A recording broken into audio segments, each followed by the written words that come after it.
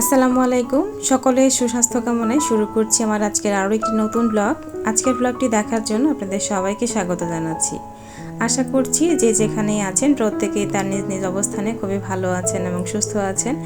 আলহামদুলিল্লাহ, আল্লাহর অশেষ রহমতে আমরাও ভালো আছি, তবে কিছুটা গরমে অতিষ্ঠ হয়ে আছি। আজকের ব্লগটিও কিন্তু আমি সকাল সকালে শুরু করে দিয়েছি। আর সকালে উঠে কিন্তু আমি এই যে বরাবরের মতো সবসময় যেভাবে বেড গুছিয়ে থাকি, বেডরুম গুছিয়ে থাকি, রুমগুলোকে একটু ঝেড়ে মুছে গুছিয়ে নিয়ে তারপরে হচ্ছে রান্না বান্নার কাজে চলে যাই। অফ ক্যামেরাতে আমি আমাদের বেডরুমটা গুছিয়ে নিয়েছি। এখন চলে এসেছি এই বেডরুমটাতে। বেডশিটটা একটু ভাবছি আজকে চেঞ্জ করে দিব। আর এই তো বেড থেকে আগের যে চাদরটা ছিল সেটা ওঠানোর পরে কিন্তু একদমই যে একটু ঝাড়ু দিয়েছিলাম, বেডের উপরে যত বেশি ধুলো ছিল সবগুলো কিন্তু খাটের এই দিকটাতে এসে উড়ে এসে জুড়ে বসেছে বলতে গেলে। তো সেগুলো একটু ক্লিন করে নিয়ে এখন হচ্ছে অন্য একটি বেডশিট বিছিয়ে নিচ্ছি। আমার আজকের ভিডিওটি যদি আপনাদের কাছে ভালো লেগে যায় তাহলে প্লিজ অবশ্যই আমার ভিডিওটিতে একটি লাইক দিতে ভুলবেন না। আর এখনও আমার চ্যানেলটি সাবস্ক্রাইব করে না থাকলে এবং আমার পরবর্তী ভিডিওগুলো যদি দেখতে চান তাহলে অবশ্যই আমার চ্যানেলটিকে সাবস্ক্রাইব করে পাশে থাকা বেল বাটনের অল অপশনটি সিলেক্ট করে দিন। এতে করে আমার পরবর্তী ভিডিও নোটিফিকেশনগুলো আপনাদের কাছে পৌঁছে যাবে এবং আপনারা সেটা সুযোগ করে দেখে নিতে পারবেন। আর ইতোমধ্যে যারা কাজগুলো করে দিয়েছেন আপনাদের সবাইকে জানাচ্ছি অসংখ্য অসংখ্য ধন্যবাদ। আর এই তো এর মধ্যে কিন্তু বেডশিটটা আমি পেতে নিয়েছি বিছানায়, এখন হচ্ছে পিলো কভারগুলো লাগিয়ে নিচ্ছি।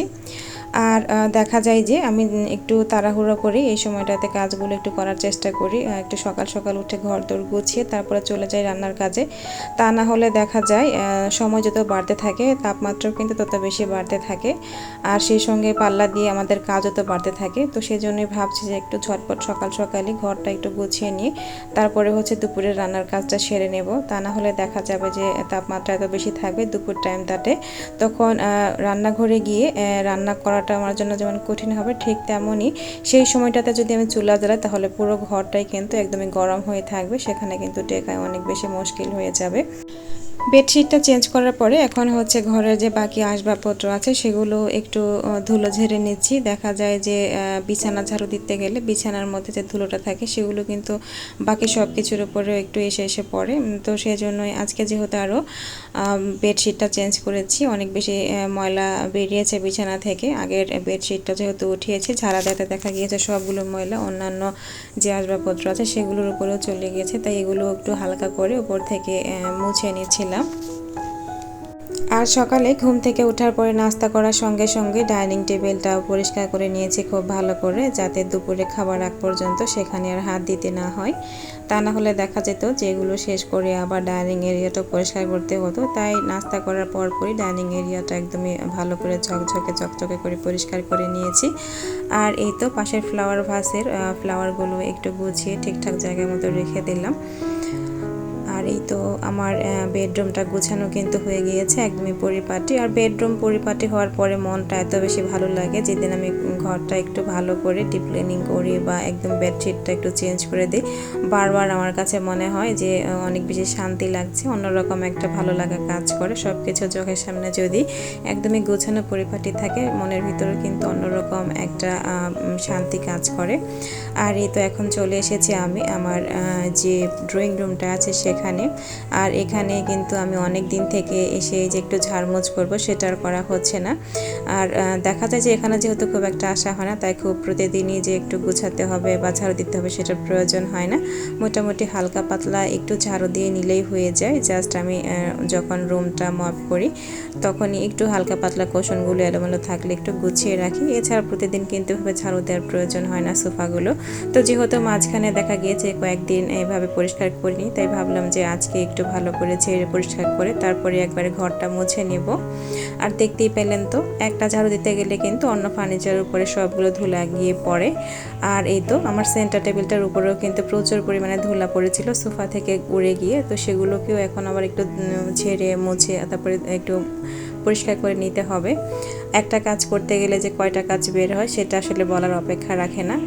এরপরে রুমগুলোকে ভালো করে মোছার পরে আমি চলে যাব হচ্ছে কিচেনে দুপুরে রান্না বান্না করার জন্য। আর হ্যাঁ, গত ভিডিওতে তো আপনাদেরকে দেখিয়েছিলাম এবং বলেওছিলাম যে আমি আমার বেডরুমের জন্য বেডশিট এবং নতুন পর্দা কিনেছি, তো সেগুলো আপনাদের সঙ্গে শেয়ার করব।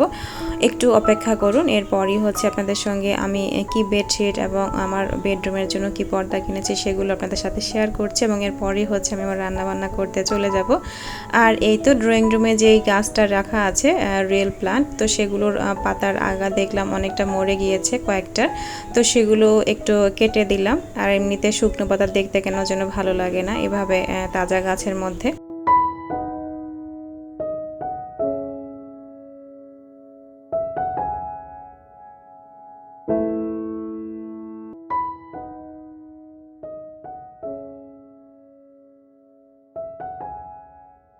আর এই তো পর্দাগুলো কিন্তু ওনারা যেভাবে প্যাকেট করে দিয়েছিলেন ঠিক সেভাবেই আছে। আমি শুধু একটা বের করে আমার জানলা এবং দরজার সাথে ঠিকঠাক মতো হবে কিনা, হাইট ঠিক আছে কিনা সেটা শুধু মেপে দেখে আবার ওভাবেই রেখে দিয়েছি।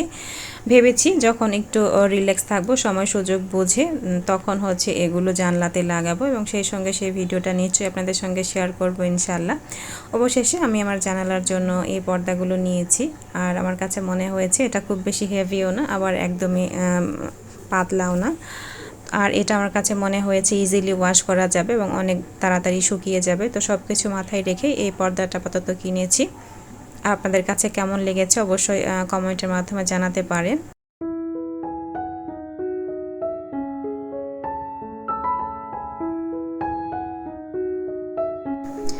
আর এই তো এখানে হচ্ছে আমি শুধু আমার একটা বেডরুমের জন্য 5টা পর্দা নিয়েছি, প্রতিটা জানালার জন্য 2টো করে, আর বারান্দার যে দরজাটা আছে সেটার জন্য হচ্ছে একটা, তো মোট 5টা নিয়েছি। আর ইচ্ছা আছে যে গেস্ট বেডরুমটাকে একটু অন্যভাবে ডেকোরেশন করবো, এবং সেটার জন্য হচ্ছে অন্যরকম কার্টেন কিনবো। আর এরপরে হচ্ছে উত্তরা থেকে হচ্ছে আমি বেডশিটগুলো কিনেছি, আর সেই সঙ্গে 2টো কুশন কভার কিনেছি। আর এই বেডশিটটা কেনার কারণ হচ্ছে আমার কাছে মনে হয়েছে এই বেডশিটের কালারটা কিছুটা হচ্ছে আমার যে গার্ডেন কিনেছি তো সেটার সাথে ভালো মানাবে, তো সেই চিন্তা থেকে এই কালারটা কিনেছি। আর এর সঙ্গে আরেকটা কিনেছি, এগুলো দেখতে অনেকটা ব্লক প্রিন্টের মতো, বেশ ভালোই লাগে। আর এগুলো কিন্তু আসলে ব্লক প্রিন্ট না, স্ক্রিন প্রিন্ট করা। আর এটা যেহেতু কটনের, তো আমার কাছে মনে হয়েছে অনেকটা কমফোর্টেবলও হবে এটার মধ্যে বসে বা এটা ব্যবহার করে। আর এই তো এরপরে হচ্ছে এটার সঙ্গে 2টো বালিশের কভার এবং সেই সঙ্গে একটা কোল বালিশের কভার নিয়েছি।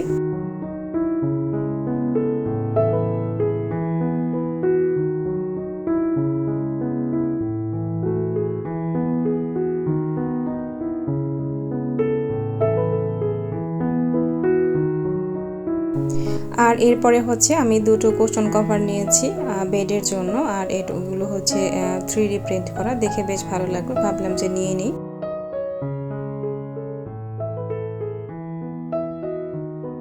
আর এখন আমি চলে এসেছি আমার দুপুরের জন্য এবং রাতের জন্য একটু রান্নাবান্না করার জন্য। আজকে ভেবেছি যে একটু বেশি করে রান্নাবান্না করে নেব, যাতে করে হচ্ছে রাত কিংবা পারলে পরের দিনও কিছুটা থেকে যায়, সেটা দিয়ে হচ্ছে পরের দিন সকাল পর্যন্ত আমাদের খাবারটা হয়ে যায়। আর ইদানিং যেহেতু একটু গরম পড়েছে, দেখা যায় যে যেদিন বৃষ্টি হয় দেখা যায় পরের দিনটা বা সেই দিনটা একটু ঠান্ডা থাকে। এছাড়া আবার যখন রোদ ওঠে তীব্র গরমে কিন্তু রান্নাঘরে এসে রান্না করাটা খুব কঠিন হয়ে যায়। তাই ভাবলাম যে একটু বেশি করে রান্না করে রাখি। আর এখন হচ্ছে আমি রান্না করছি চিংড়ি শুটকি দিয়ে লতি। আর লতিগুলোকে হচ্ছে কালকে রাতে আমি বেছে নিয়েছিলাম, যেহেতু একটু সময় বেশি লাগে, যখন একটু রিল্যাক্স থাকি তখন এই ধরনের জিনিসগুলো কেটে রাখলে দেখা যায় যে রান্নার সময় তাড়াতাড়ি করে করা যায়। তা না হলে রান্নার আগ মুহূর্তে এগুলো কেটে রান্না করতে গেলে কিন্তু অনেক বেশি সময় লেগে যায়। আর লতি দিয়ে এভাবে চিংড়ি শুটকি বা চিংড়ি মাছ যে কোনোটা দিয়ে রান্না করলে আমার এত বেশি ভালো লাগে খেতে, কি যে বলবো। আর আজকে রান্না করব হচ্ছে সেই সঙ্গে লাউ দিয়ে মুরগির মাংস। আর এখন যেহেতু গরমের সময়, সেজন্য হচ্ছে সবজি বা ঠান্ডা ঠান্ডা তরকারিগুলো খেলে কিন্তু একটু শরীরের জন্য সেটা ভালো।